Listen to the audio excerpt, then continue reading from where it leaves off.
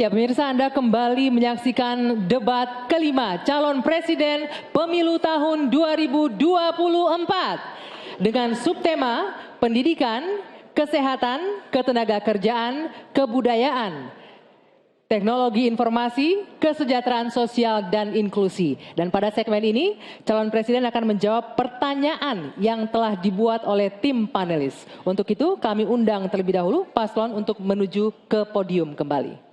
Silakan Bapak-bapak.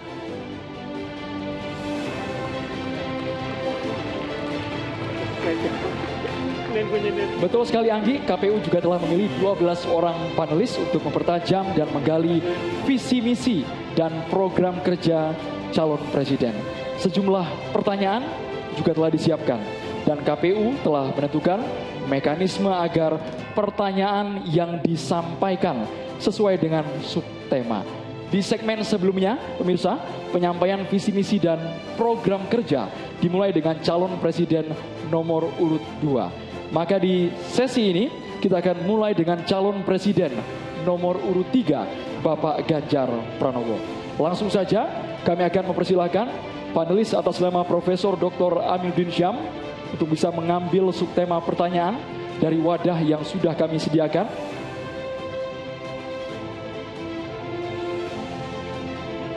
Kami mohon untuk dibuka dan diperlihatkan kepada calon presiden dan ke kami, moderator.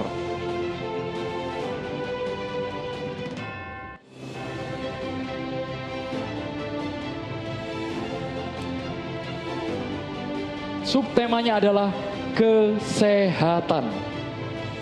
Kami juga akan mengundang Bapak Tolhas Damani MED untuk dapat mengambil undian daftar pertanyaan Bapak dari fishbowl yang telah tersedia. Apakah huruf A, B, atau C yang akan muncul? Bisa diperlihatkan. Huruf A. Baik. Ini pertanyaannya masih tersegel dengan subtema kesehatan. Kita akan membuka dan kami ingatkan kepada calon presiden untuk bisa menyimak baik-baik pertanyaan karena hanya akan dibacakan satu kali. Baik. Pertanyaan untuk calon presiden nomor urut 3, Bapak Ganjar Pranowo. World Population Prospect tahun 2022 menunjukkan angka harapan hidup manusia Indonesia berada di urutan 10 dari 11 negara ASEAN.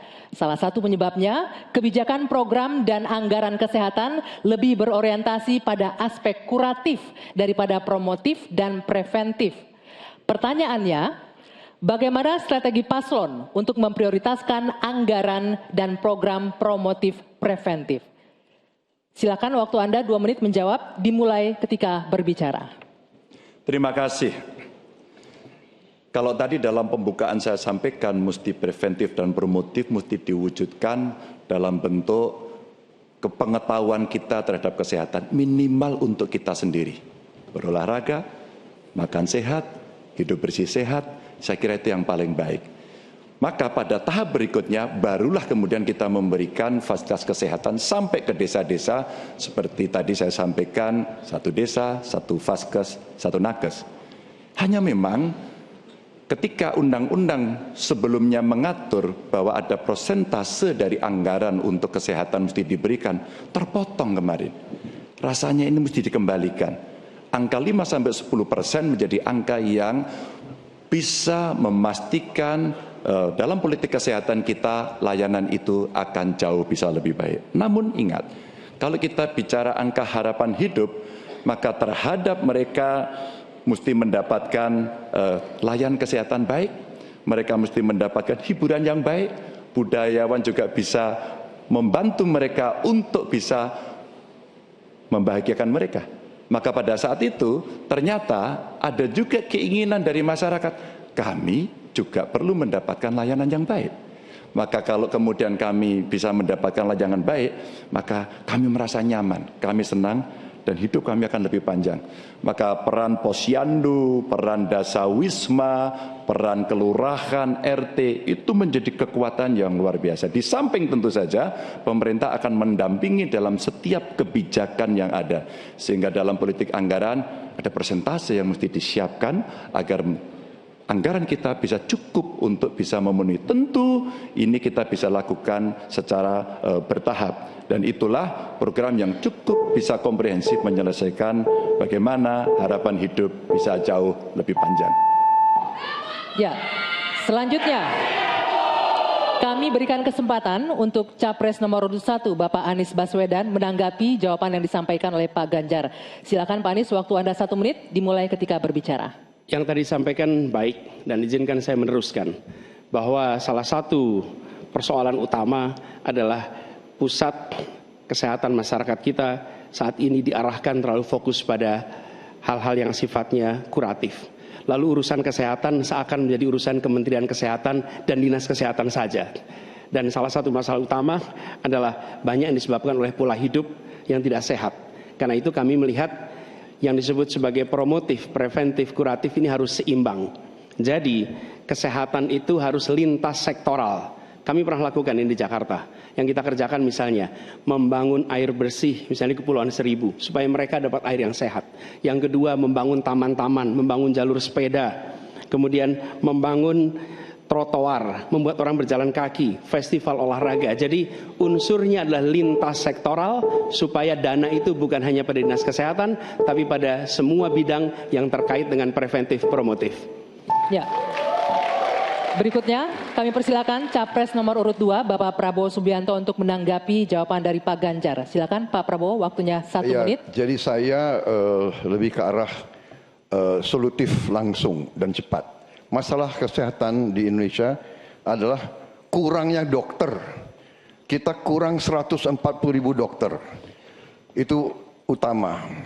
Bayangkan kalau ada yang kena stroke atau serangan jantung, 2 sebab yang paling besar kematian di beberapa kabupaten tidak ada spesialis jantung atau spesialis stroke.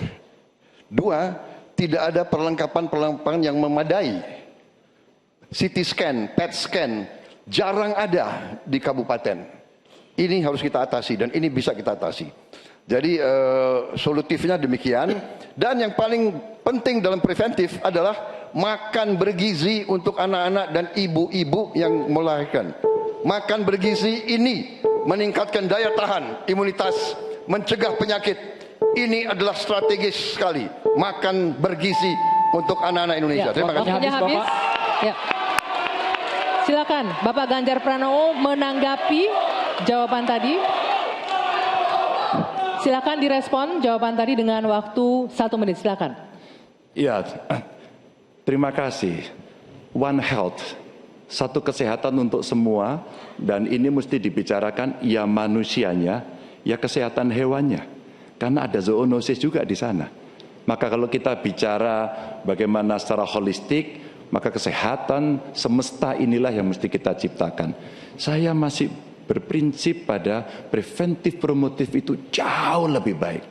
Kalau tidak kita kobol-kobol, biaya kita akan habis untuk menangani orang sakit. Tapi kalau kita bisa mencegah, maka inilah yang akan bisa membuat manusia bisa hidup sehat. Maka sekali lagi anggaran pendidikan untuk pencegahan, untuk kesehatan itu bisa kembali pada formula awal, dan yang kemudian kita menciptakan ruang-ruang layanan yang jauh lebih baik, apalagi untuk preventif dan promotif yang bisa diberikan oleh pemerintah. Ya. Baik, selanjutnya kita akan beralih ke pertanyaan kedua, giliran Capres nomor urut 1, Bapak Anies Rashid Baswedan. Untuk itu kami mempersilahkan panelis Bapak Bahrudin untuk mengambil subtema pertanyaan yang ada di dalam wadah. Silakan dibuka.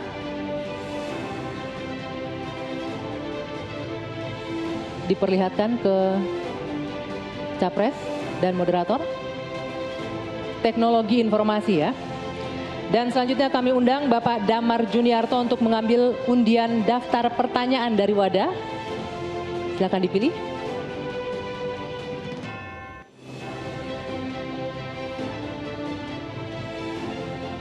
huruf C. Hadirin sekalian dan juga para calon presiden, posisi amplop dalam kondisi disegel sama sekali. Berikut ini kita akan buka bersama. Sekali kami ingatkan kepada calon presiden untuk mendengarkan secara seksama karena kami hanya akan membacakan pertanyaan selama 1 kali. Pertanyaan untuk calon presiden nomor urut 1 Bapak Anies Rashid Baswedan. Kedaulatan teknologi informasi Indonesia terancam. Impor ponsel tahun 2023 mencapai 30 triliun rupiah. Padahal untuk membangun pabrik ponsel hanya membutuhkan investasi sekitar 0,5 triliun rupiah.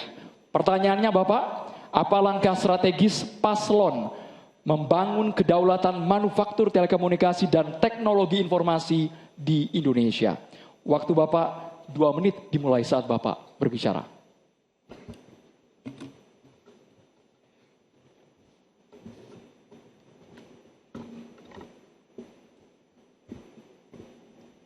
Terima kasih. Kita menyaksikan bahwa kemajuan sistem telekomunikasi dan teknologi informasi itu berkembang amat pesat. Karena itu Indonesia tidak boleh ketinggalan. Dan gagasan kita adalah 1, peningkatan kualitas manusia dan inovasi di sektor teknologi informasi dengan cara pairing, berpasangan, mendatangkan pakar untuk bisa melakukan alih teknologi bersama-sama. Yang kedua, memprioritaskan investasi yang masuk dalam bentuk investasi padat karya yang didukung dengan perbaikan reformasi birokrasi dan pemberantasan korupsi. Ini akan memberikan lowongan kerja untuk masyarakat lokal. Dan ada 3 aspek fundamental, yaitu akses, kecepatan, keamanan. Yang ini menjadi prioritas.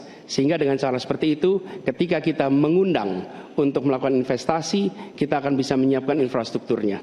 Hal yang tidak kalah penting terkait dengan pembangunan ini adalah perlindungan atas hak intelektual yang nanti akan terkait dengan industri manufaktur yang terkait di sini. Kami memandang investasi padat modal yang seperti ini, padat karya, akan memungkinkan Indonesia untuk lompat lebih cepat. Demikian jawaban kami. Terima kasih. Masih ada waktu Bapak? Masih ada 33 detik? Cukup di sini. Baik. Ya. Selanjutnya kami berikan kesempatan kepada calon presiden nomor urut 2, Bapak Prabowo Subianto untuk menanggapi jawaban yang disampaikan oleh Bapak Anies Baswedan. Waktu Bapak 1 menit dimulai saat Bapak berbicara. Kalau saya selalu solutif dan tindakan. Kalau memang hanya 0,5 triliun, perlu kehendak politik. Ya bangun itu pabrik segera. Jadi itu pertama. Kedua, masalah teknologi selalu berurusan dengan sumber daya manusia. Kita harus sekarang mendidik anak-anak kita lebih banyak di bidang science, teknologi, engineering, mathematics. Ini sangat mutlak. Baru kita bisa bersaing. Kalau kita tidak punya awaknya bagaimana? Jadi program kami memberi beasiswa. Tadi saya sudah katakan 10.000 kedokteran, 10.000 di bidang science, teknologi, engineering, dan mathematics. Kita ambil yang terpintar dari Indonesia, kita kirim ke luar negeri, kita bangun fakultas-fakultas STEM yang lebih banyak lagi di Indonesia. Baru kita rebut teknologi, saudara-saudara. Dan yang penting kehendak politik. Ya bangun pabrik itu. Saya kira itu saja, selesai. Mohon tenang hadirin sekalian. Harap tenang terlebih dahulu. Tolong tenang. Selanjutnya calon presiden nomor urut 3, Bapak Ganjar Pranowo untuk menanggapi atas jawaban yang disampaikan oleh Bapak Anies Rashid Baswedan. Silakan Bapak Ganjar, waktu Bapak 1 menit dimulai saat Bapak berbicara. Kita punya industri swasta untuk gadget. Pabriknya ada di Semarang. Harganya terjangkau, lebih murah. Kalau itu bisa masuk e-katalog kita, sebenarnya kita bisa membantu dia. Atau yang kedua, kita bisa menugaskan kepada PT lain. Kalau nggak salah dulu pernah akan dibuat ini. 1 komputer, 1 laptop seharga maksimum 1 juta. Sayang, kalau ini tidak kita pastikan tanpa penugasan dari pemerintah, maka tidak pernah selesai. Kalau tidak, pilihannya adalah bergandengan tangan dengan industri yang ada di luar, dengan brand-brand internasional, tapi pabriknya di Indonesia. Politik ini kalau kita mau komparasikan, di India pernah dilakukan. Sehingga apa? Transformasi pengetahuannya, teknologinya, semua akan bisa dilakukan dan kita akan mendapatkan nilai tambah. Gen kita akan ditambahkan di situ, kita bisa melakukan tindakan-tindakan untuk mencapai kemandirian sehingga kelak kemudian kita tidak terlalu bergantung. Waktunya habis. Saatnya calon presiden nomor urut 1, Bapak Anies Rashid Baswedan untuk merespon tanggapan calon presiden nomor urut 2 dan juga nomor urut 3. Silakan Bapak Anies, waktu Bapak 1 menit dimulai saat Bapak berbicara. Tadi saya sampaikan garis besar gagasan untuk kita bisa membangunnya. Ketika sampai kepada kegiatan praktis, maka pendekatannya kolaboratif. Negara adalah regulator dan negara memberikan ekosistem yang sehat. Panggil pelaku yang selama ini terlibat, baik swasta maupun BUMN. Sampaikan ada kebutuhan membangun pabrik telepon seluler. Tanya apa yang dibutuhkan dari negara. Yang dibutuhkan apa? Apakah perizinan? Apakah dana? Apakah keleluasaan pajak? Semua yang menjadi kebutuhan diberikan. Tapi pelakunya tetap swasta ataupun BUMN. Jadi fungsi kita ketika bicara membangun, bukan negara yang membangun, tapi memberikan pada BUMN atau swasta dan yang sudah bergerak di situ, siapkan infrastrukturnya, beri target waktunya, lalu eksekusi, tunggu peresmiannya. Terima kasih. Berikutnya, pertanyaan untuk calon presiden nomor urut 2, Bapak Prabowo Subianto. Untuk itu kami persilakan panelis, Profesor Emeritus Pascalis Maria Laksono, PhD, untuk dapat mengambil subtema pertanyaan Bapak yang sudah tersedia di wadah. Kami mohon untuk menunjukkan subtema tersebut kepada masing-masing calon presiden dan juga ke kami, moderator.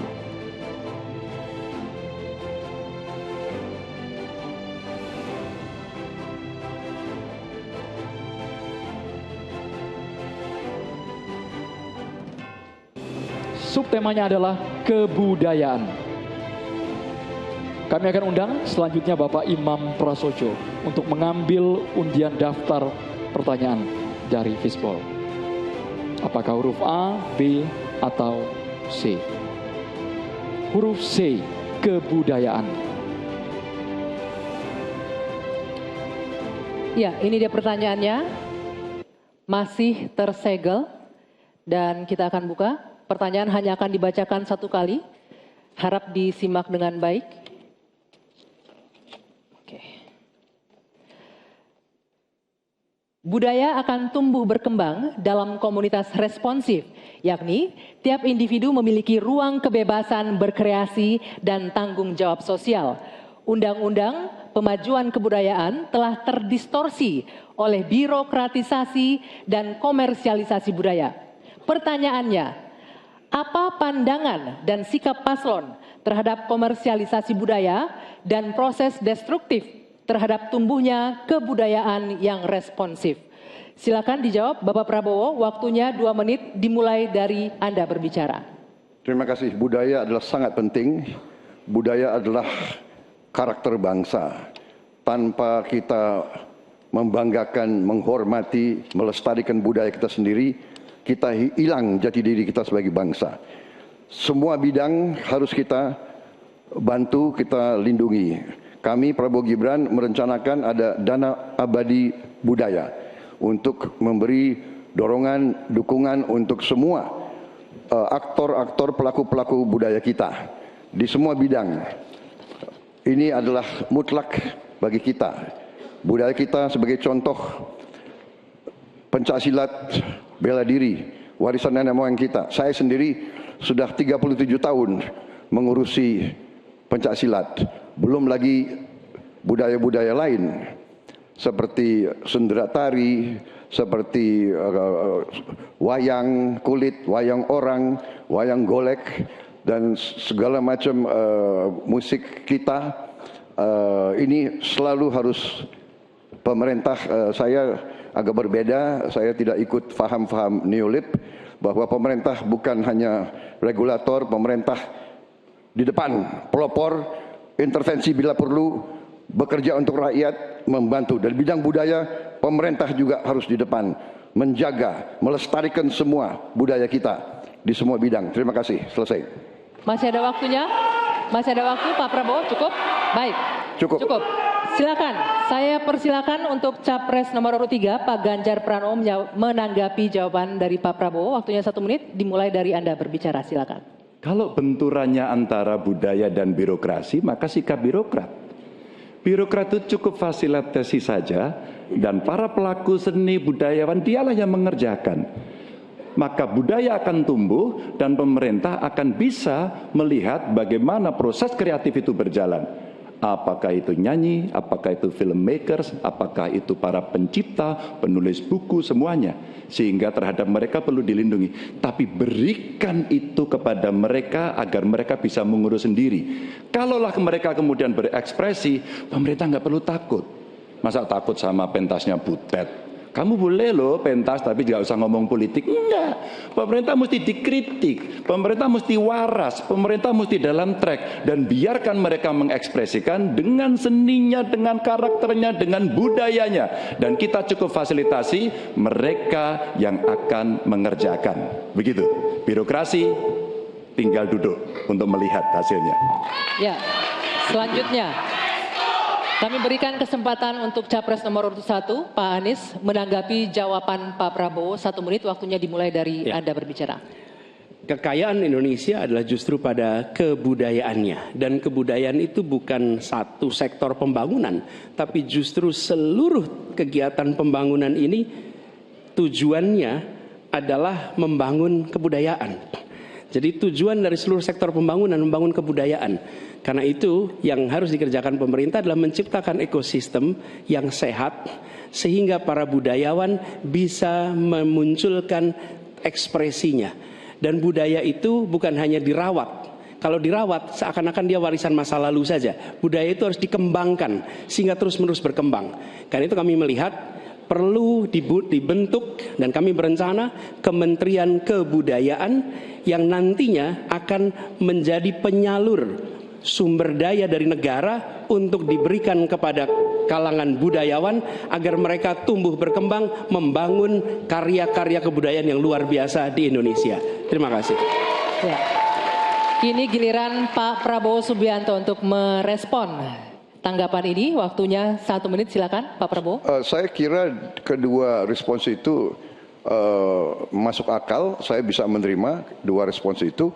Memang banyak benarnya. Ya kita harus benar-benar memberi ruang untuk inisiatif, untuk inovasi, kreativitas. Tapi jelas pemerintah harus tidak ragu-ragu dan pemerintah harus berani untuk juga turun tangan, menjaga situs-situs, membantu museum-museum, membantu istana-istana sultan-sultan kita yang banyak sudah mau roboh. Ini harus kita bantu. Ini warisan budaya, warisan sejarah kita. Hal-hal seperti itu harus kita perhatikan. Tapi saya bisa menerima, saya juga setuju itu. Kalau saya jadi presiden, saya memikirkan Kementerian Kebudayaan. Ya. Kalau ide yang baik dari manapun saya bisa terima dan saya dukung. Terima kasih. Ya. Oke. Sekarang kami berikan kesempatan untuk memberikan aplaus bagi masing-masing capresnya. Dan kami masih akan melanjutkan mempertajam visi, misi, dan program kerja calon presiden. Usai jeda di segmen selanjutnya, tetaplah di debat kelima calon presiden pemilu tahun 2024.